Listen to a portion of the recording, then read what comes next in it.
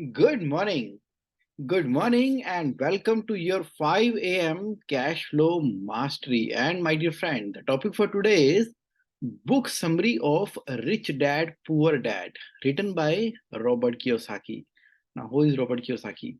Robert Kiyosaki is a Japanese American author जिन्होंने आज से 25 साल पहले ये वाली किताब लिखी और इतनी फेमस और बेस्ट सेलिंग ये वाली किताब है that anybody in the area of money, in the area of finance know about this book. लेकिन अगर आपको अभी मौका नहीं मिला ना इस बुक को पढ़ने का, या आपने पहले पढ़ा था लेकिन आप उसको रिवाइज करना चाह रहे हो, समराइज करना चाह रहे हो, तो आज के सेशन में रिच डैड पुअर डैड की बुक समरी के अंदर मैं आज स्पेशली आपके लिए लेकर आया हूं, क्योंकि मुझे ना मौका मिला कल यस्टरडे मिलने का पर्सनली मिस्टर रॉबर्ट कियोसाकी से। द वाइब्रेटिंग एनर्जी, क्या एक अमेजिंग और डिवाइन मोमेंट वहां रहा जब मैं उनसे मिला। और जिनको मैं पिछले 23 ईयर पहले, जब when I was age of 21, I was travelling from Delhi to Chennai, जब जा रहा था बाय एयर, और वहां मुझे एयरपोर्ट पे वो किताब पढ़ी थी मैंने आज से 23 साल पहले, व्हेन आई वाज 21। तो आज मौका मिलना, ये मोमेंट ना एक स्पेशल स्पेशल स्पेशल मोमेंट है मेरी लाइफ की, and I will remember for the rest of my life.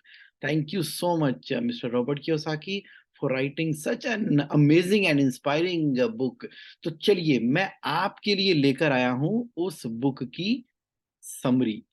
तो क्या है लर्निंग्स, आज हम 9 लर्निंग्स शेयर करने वाले हैं from the book of Robert Kiyosaki. वो ऐसी कौन सी 9 लर्निंग्स हैं जो इतनी रिलेवेंट हैं, इंपॉर्टेंट हैं और वर्दी ऑफ लाइफ है। चलिए ठीक है, तो I will not take much time between you and the content of today. Let's go one by one, जल्दी से करते हैं और अच्छे से करते हैं। सबसे पहला उन्होंने बात की है टू डैड, टू फिलोसफीज। एक है रिच डैड, एक है पुअर डैड। तो जो उनके बायोलॉजिकल फादर हैं, तो उनकी जब वो बात करते हैं तो वो एक ट्रेडिशनल तरीके से कि बच्चे बड़े हो जाएं, पढ़ाई करें, कॉलेज जाएं, जॉब करें और एक सिक्योर लाइफ और मंथली इनकम आ रही है उसके बारे में बात कर रहे हैं। और एक उनके फ्रेंड के जो फादर हैं, जो कि कॉन्ट्रैक्टर है, बिल्डर है, और उनका लाइफ का देखने का नजरिया कि किस तरह से मनी वर्क करती है। He says don't work for money and let the money work for you. इस बेसिस के ऊपर बात की है इस बुक के अंदर, रिच डैड पुअर डैड के अंदर। फिर आगे बढ़ते हैं तो बात आती है फाइनेंशियल एजुकेशन की। रॉबर्ट का कहना है कि फाइनेंशियल एजुकेशन ना मस्ट है हर किसी के लिए। जैसे स्विमिंग एक स्किल है, जैसे आप अच्छा डांस करते हो, एक बहुत अच्छा गाना गाते हो, वो एक स्किल है। उसी तरीके से फाइनेंस की एजुकेशन भी आपको लेनी है, वो भी एक स्किल है। बहुत इंपॉर्टेंट, बहुत बहुत बहुत इंपॉर्टेंट है। How can somebody ignore this vital and the most important area of the life. तो फाइनेंशियल एजुकेशन बहुत जरूरी है। शायद इसीलिए तो आज मेरे साथ आप इस सेशन के अंदर लाइव हैं, और जो रिकॉर्डिंग देखने वाले हैं वो तो पूरी तरह से एंजॉय करेंगे ही करेंगे। थर्ड पॉइंट जो इस बुक में कहा गया है वो है एसेट्स और लायबिलिटी की डिस्टिंक्शन। क्या एसेट है और क्या लायबिलिटी है। कई बार ऐसा होता है जिसको हम एक एसेट मानते हैं वो एक्चुअल में लायबिलिटी होता है। यानी कि एनीथिंग जिसके अंदर आप इन्वेस्ट करते हो और वो आपको कमा कर देता है तो वो आपका एसेट है। और जहां आपने इन्वेस्ट किया लेकिन वो फर्दर पैसे मांग रहा है, अपनी मेंटेनेंस मांग रहा है, तो वो एसेट नहीं है, लायबिलिटी है। ऐसा बोला है रिच डैड पुअर डैड की बुक में मिस्टर रॉबर्ट कियोसाकी ने। जैसे कार, हमने कार परचेज कर ली, अपनी बैलेंस शीट के अंदर हम कार को कहाँ दिखा रहे हैं, अपनी बैलेंस शीट में कार को दिखा रहे हैं हम एसेट के अंदर। जबकि रॉबर्ट कियोसाकी का कहना है ये तो लायबिलिटी है, क्योंकि जैसी आपने कार परचेज की तो उसके ऊपर डेप्रिसिएशन लगना शुरू हुआ। डेप्रिसिएशन से क्या हुआ? उसकी वैल्यू कम हो रही है, फिर ईएमआई जा रही है, इंटरेस्ट जा रहे हैं, उसकी रेगुलर बेसिस पे वो मेंटेनेंस माँग रही है। 2, 4, 5 सालों के बाद तो उसकी वैल्यू खत्म ही हो जाती है। तो in the definition of Robert Kiyosaki, car is a good example of asset which actually is a liability. तो फिर एसेट क्या है? एसेट वो है जो कि आपको कमाई करके देता है, जो आपकी लाइफ के अंदर पैसे डालता है।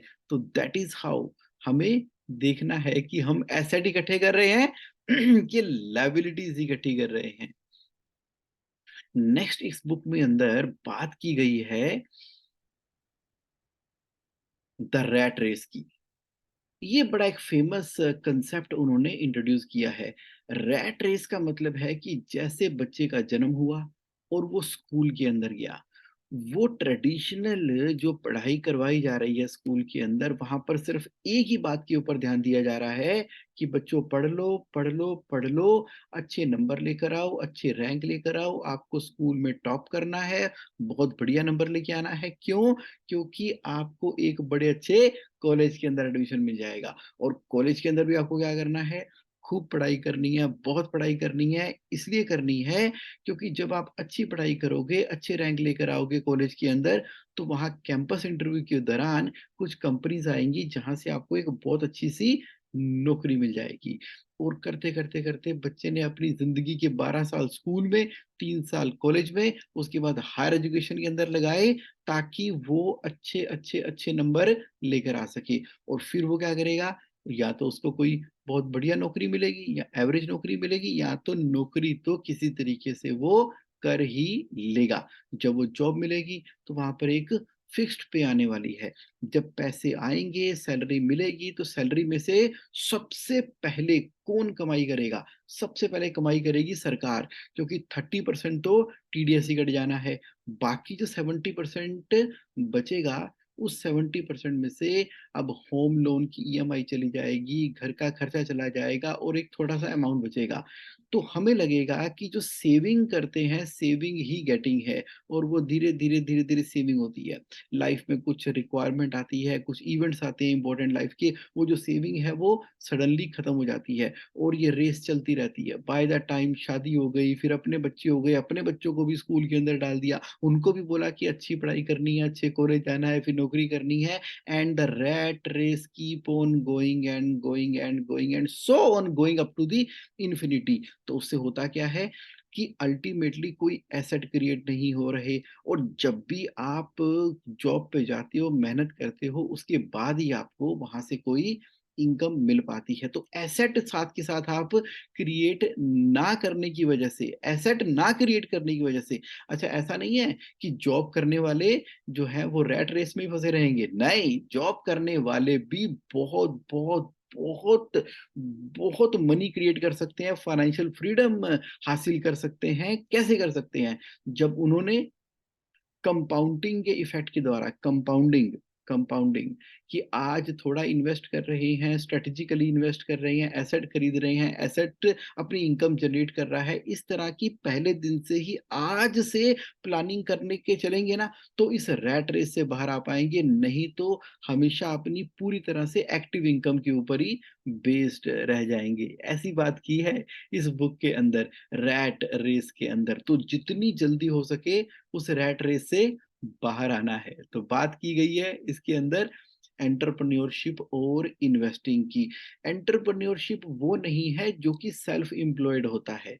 सेल्फ एम्प्लॉयड का मतलब है कि सेल्फ एम्प्लॉयड और जॉब ऑलमोस्ट एक ही तरह की बात है।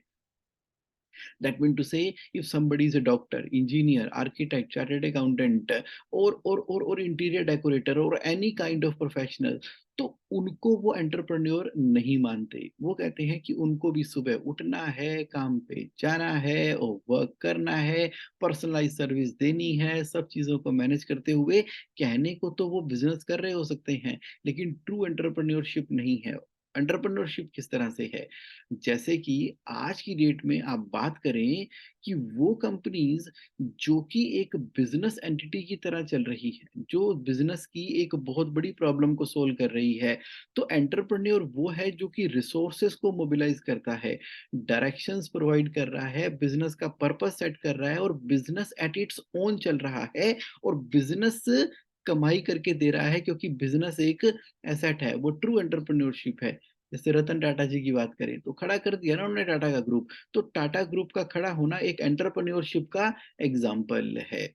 और इन्वेस्टिंग की बात की गई है इस बुक के अंदर। Investing means you actually need to buy assets, the asset which in itself get the value appreciated over a period of time. मान लीजिए आप रियल एस्टेट के अंदर इन्वेस्ट करते हैं, आज उस जगह के ऊपर आपने इन्वेस्ट किया जहां पर फ्यूचर में उसकी वैल्यू बढ़ने के चांस है। उस एरिया में अभी पॉपुलेशन बढ़ रही है, इंफ्रास्ट्रक्चर क्रिएट हो रहे हैं, जो पीस ऑफ लैंड आपने परचेज किया है, वो आने वाले समय के अंदर उसकी वैल्यू बढ़ने वाली है। सिमिलरली आपने एक एसेट लिया, उसको रेंट पे दिया, मंथली आपके पास रेंटल इनकम आ रही है, तो वो एसेट आपको कमाई करके दे रहा है। इन्वेस्टिंग तो वो इन्वेस्टिंग है जिसके अंदर आपको पैसे मिल रहे हैं, मनी जनरेट हो रही है। रॉबर्ट कियोसाकी अपना एग्जांपल देते हैं कि जब उन्होंने अपने करियर की शुरुआत की तो उन्होंने क्रेडिट के ऊपर एक पीस ऑफ लैंड परचेज किया। उसको अच्छे से बनाया, बनाकर उसको रेंट पे दिया, जो उन्होंने क्रेडिट लिया था उसके ऊपर जो ईएमआई पे करनी पड़ रही थी, ये जो रेंटल इनकम प्रॉपर्टी जनरेट कर रही है वो उसकी ईएमआई से ज़्यादा है। तो यहाँ पर उनको सरप्लस बच रहा है जो मंथली बेसिस के ऊपर इनकम आ रही है।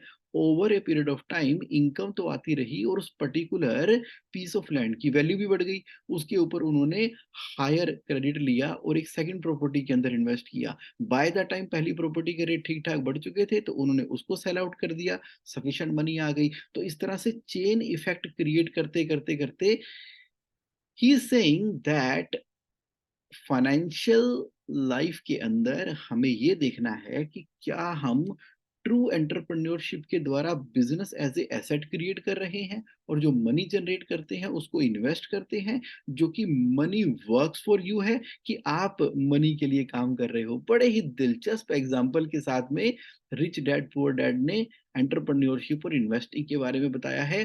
4 क्वाड्रेंट जिसके अंदर बताए गए हैं। पहला क्वाड्रेंट क्या है कि सैलरी इनकम आती है। दूसरा क्या है, आप सेल्फ एम्प्लॉयड हैं। तीसरा है बिज़नेस और चौथा है इन्वेस्टिंग। और जो रिचेस हैं वो कहाँ पाए जाते हैं? वो इन्वेस्टिंग में पाए जाते हैं। जैसे कि वॉरेन बफेट है। Warren Buffett is a investor. He is doing investing और वहाँ कहाँ इन्वेस्ट कर रहा है? वो उन एंटरप्रेन्योर के बिज़नेसेस के अंदर इन्वेस्ट कर रहा है, जिनके लॉन्ग टर्म विज़न है और बिज़नेस इन इटसेल्फ मनी को जनरेट करते हैं। तो ये कहा गया है इस बुक के अंदर। और पॉइंट नंबर 6 के अंदर बात की गई है माइंडसेट ऑफ फाइनेंशियल इंडिपेंडेंस। ये ज़रा ध्यान से समझ लो। फाइनेंशियल इंडिपेंडेंस क्या है? फाइनेंशियल इंडिपेंडेंस का मतलब है कि बिना पैसों के लिए काम किए आपकी ज़िंदगी के अंदर, बिना पैसों के लिए काम किए आपकी ज़िंदगी के अंदर मनी ऑटोमैटिकली आ रही है। सिंपल एग्ज़ाम्पल है कि आपकी सर्वाइवल की जो नीड है, आपकी सर्वाइवल की जो नीड है, उस नीड के अंदर आपको क्या चाहिए?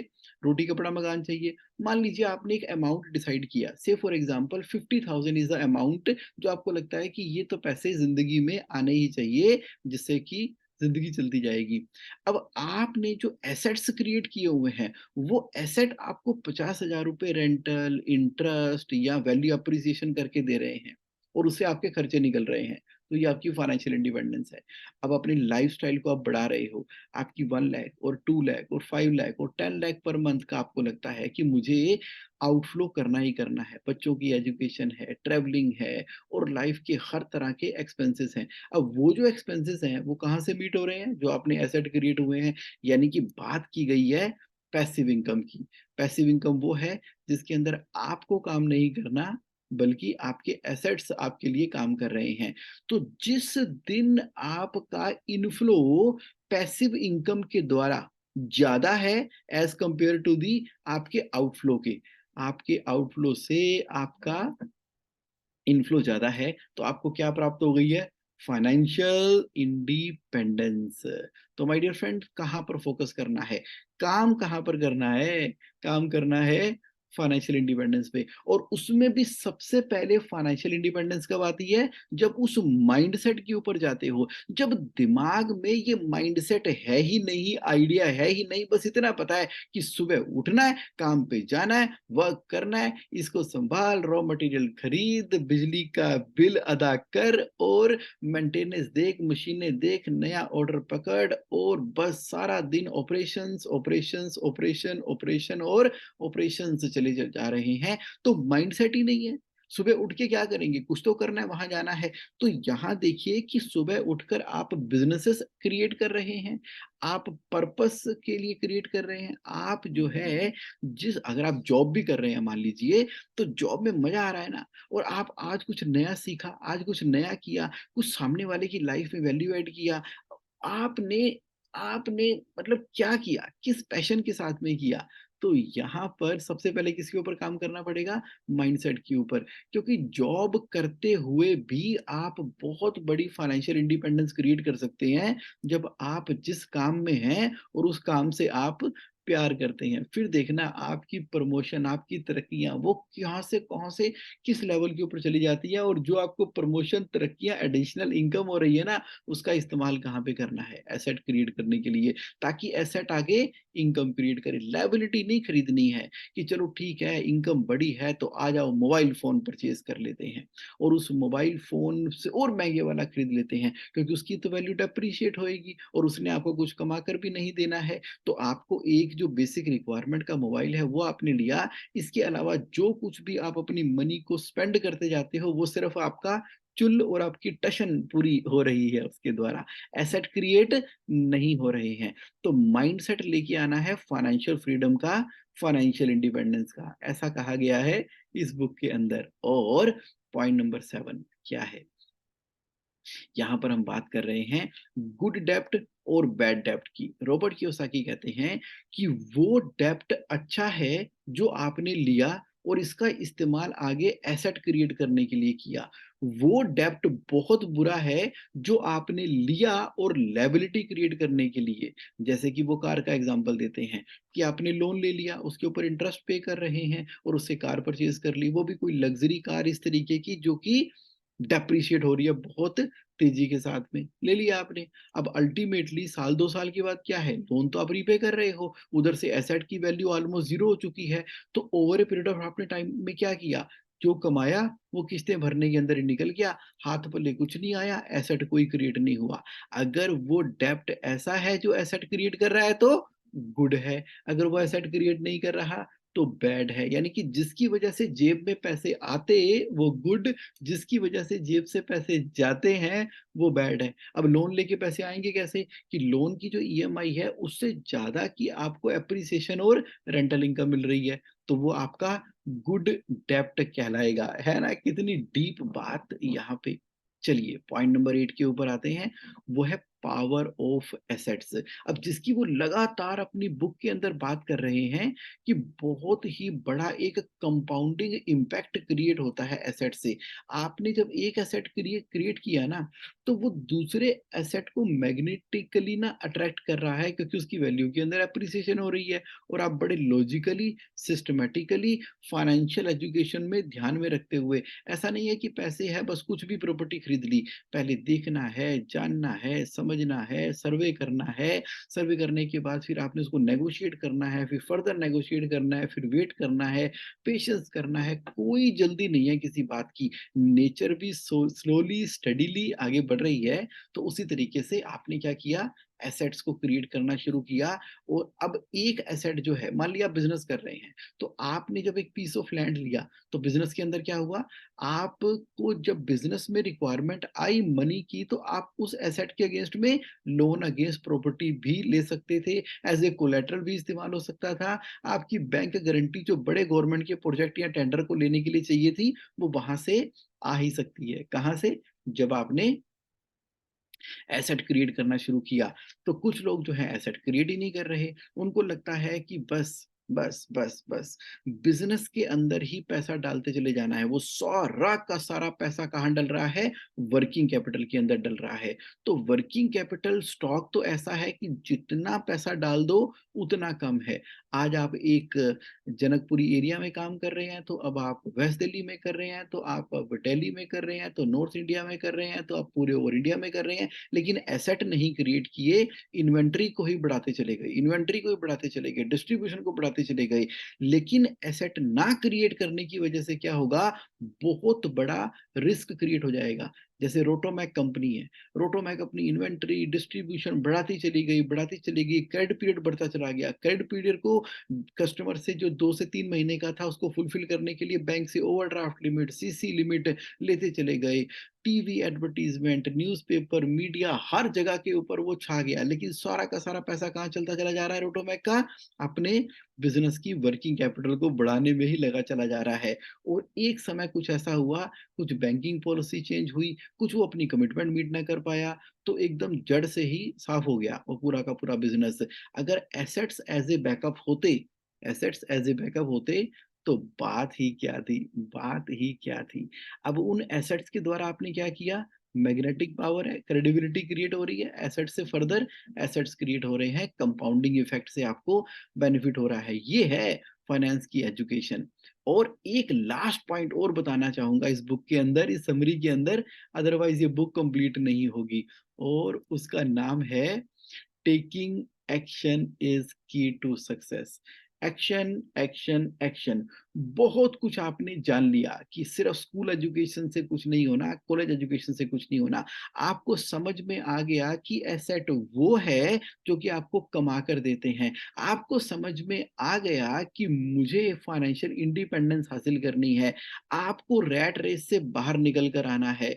आपको पावर ऑफ एसेट्स को यूटिलाइज करना है। मान लीजिए सारी की सारी समझ अब आपको आ चुकी है, लेकिन वो सारी की सारी समझ किस बात की? अगर उसके ऊपर एक्शन ही नहीं ले रहे।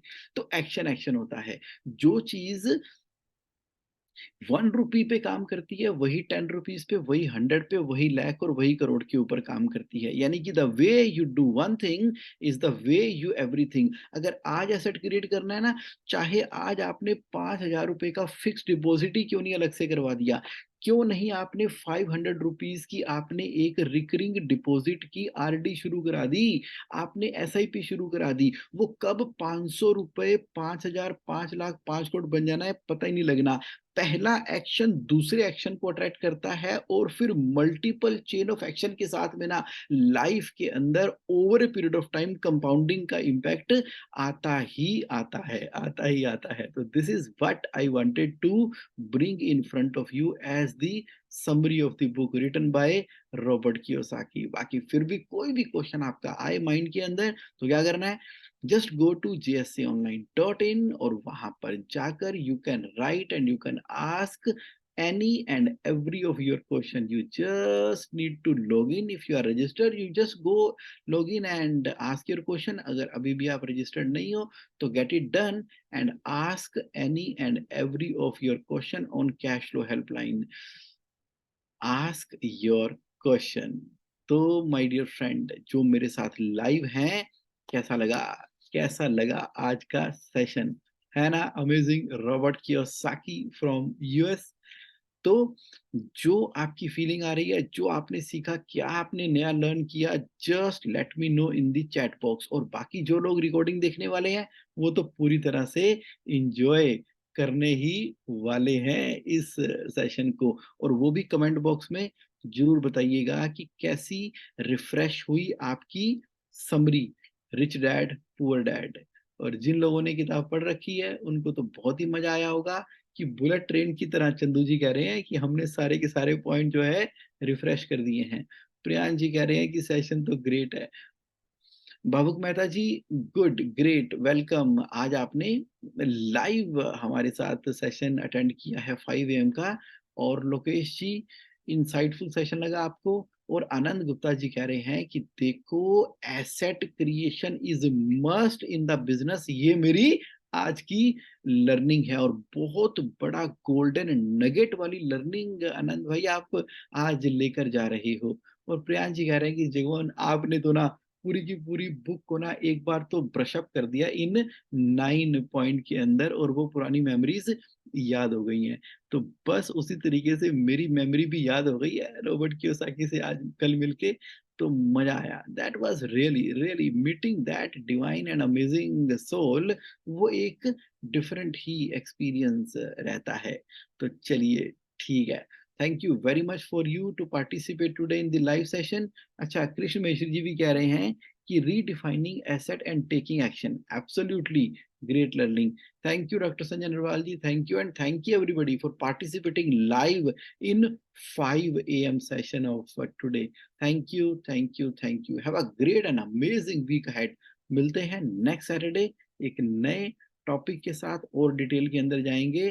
तो करो जी क्रिएट नेक्स्ट लेवल पे अपनी कैश फ्लो को, and have a cash rich life. Thank you, thank you, thank you.